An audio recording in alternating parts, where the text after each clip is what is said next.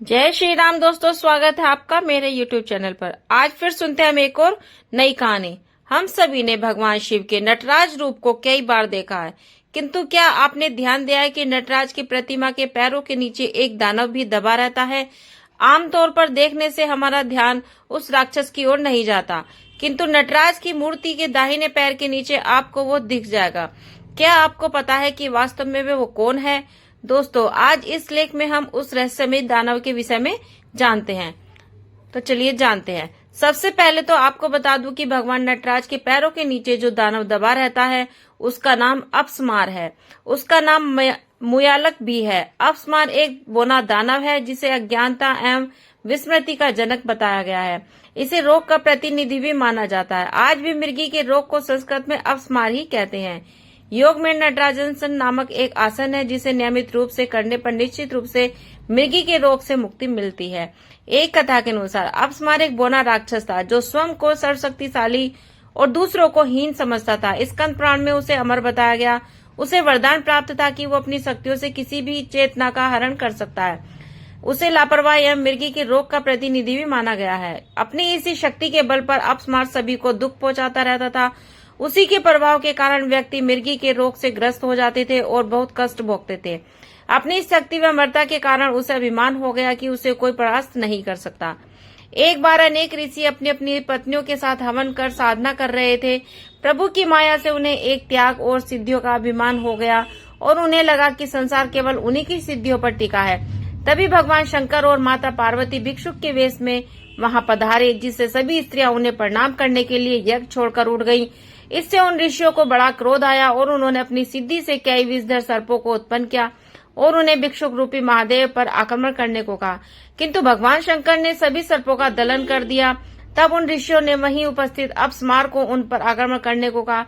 स्कंद पुराण में ऐसा भी वर्णित है कि उन्हीं साधुओं ने अपनी सिद्धियों से ही अपस्मार का सर्जन किया था। अपस्मार ने दोनों पर आक्रमण किया और अपनी शक्ति से माता पार्वती को भ्रमित कर दिया और उनकी चेतना लुप्त कर दी, जिससे माता अचेत हो गई। ये देखकर भगवान शंकर अत्यंत क्रुद्ध हुए और उन्होंने 14 बार अपने डमरू को नाद किया। उस भीषण नाद को अपस्मार सहन नहीं कर पाया और भूमि पर गिर पड़ा। तत्पश्चात उन्होंने एक अलौकिक नटराज का रूप धारण किया और अपस्मार को अपने पैरों के नीचे दबाकर नृत्य करने लगे। नटराज रूप में भगवान शंकर ने एक पैर से उसे दबाकर तथा एक पैर से उठाकर अपस्मार को सभी शक्तियों को दलन कर दिया और स्वयं संतुलित हो स्थिर हो गई।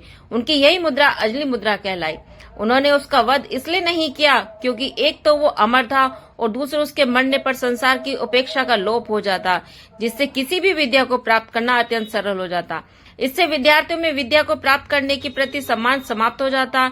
जब उन साधुओं भगवान शंकर का रूप वो देखा तो उनका अभिमान समाप्त हो गया और वे बारंबार उनकी स्तुति करने लगे। उन्होंने उसी प्रकार अपस्मार को निष्क्रिय रखने की प्रार्थना की ताकि भविष्य में संसार में कोई उसकी शक्तियों को प्रभाव में न आए।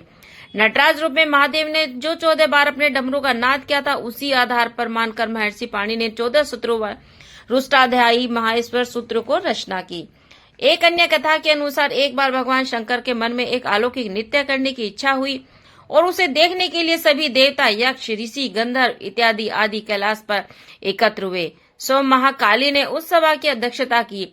देवी सरस्वती तन्मयता से अपनी वीणा बजाने लगी। भगवान विष्णु मृदंग बजाने लगे। माता लक्ष्मी गायन करने लगी और परम पिता ब्रह्मा हाथ में ताल देने लगे। इंद्र मुरली बजाने लगे और अन्य सभी देवता ने अनेक वाद्य यंत्रों से लयबद्ध स्वरूप किया। तब महादेव ने नटराज का रूप धारण कर ऐसा अद्भुत नृत्य किया जैसा आज तक किसी ने नहीं देखा था। उस मनोहारी नृत्य को देखकर सभी अपनी सुध बुध खो बैठे। जब नृत्य समाप्त हुआ तो सभी ने स्वर में महादेव को साधुवाद दिया। महाकाली ने इतनी प्रसन्न हुई कि उन्होंने कहा कि प्रभु, आपके नृत्य से मैं इतनी प्रसन्न हूँ कि आपको वर देने की इच्छा हुई है, तो आप मुझसे कोई वर मांग लीजिए। तब महादेव ने कहा, देवी, जिस प्रकार आप सभी देवगण मुझे इस नृत्य से प्रसन्न रहे हैं, उसी प्रकार पृथ्वी के सभी प्राणी भी, यही मेरी इच्छा है। तब मैं तांडव से वितत होकर केवल राम रास करना चाहता हूँ। ये सुनकर महाकाली ने सभी देवताओं को पृथ्वी पर अवतार लेने का आदेश दिया और स्वयं श्री कृष्ण का अवतार लेकर वृंदावन पधारी। भगवान शंकर ने राधा का अवतार लिया और फिर दोनों ने मिलकर देव दुर्लभ महारास किया, जिससे सभी पृथ्वीवासी धन्य हो गए। और यही कारण है कि देवी भागवत में श्री कृष्ण को माता काली का अवतार बताया गया है। तो इस प्रकार अपस्मार को अपने पैरों के नीचे दबाए अभय मुद्रा में भगवान शंकर का नटराज स्वरूप ये शिक्षा देता है कि यदि हम चाहें तो अपने किसी भी दोष को स्वयं संतुलित कर उसका दलन कर सकते हैं। महादेव का नटराज स्वरूप पाप के दलन का प्रतीक तो है ही, किंतु इसके साथ साथ आत्म संयम और इच्छा शक्ति का भी प्रतीक है। Thanks for watching friends. आशा करती हूँ मेरी वीडियो आपको पसंद आई होगी, तो प्लीज वीडियो को लाइक करें, शेयर करें, चैनल को सब्सक्राइब करें और बेल आइकन पर क्लिक करें ताकि मेरी नोटिफिकेशन आपको मिल जाए। कमेंट में जय श्री राम लिखिए, मुझे सपोर्ट मी। Bye bye.